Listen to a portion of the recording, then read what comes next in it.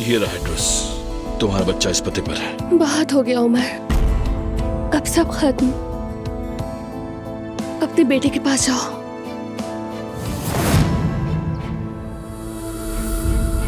तुम वही दुखी माँ वाला अंदाज अपनाओ एलिफ। जैसे तुमने मेरे साथ खेला वैसे ही आयजा के साथ खेलो। मेहमान, मैं कोई खेल नहीं खेल रही हूँ। मैं सच में तकलीफ में हूँ। मैं अपने बच्चे से मिलना चाहती हूँ। तुम सिर्फ अपने बच्चे से नहीं मिलना चाहती बल्कि उमर से भी मिलना चाहती हो।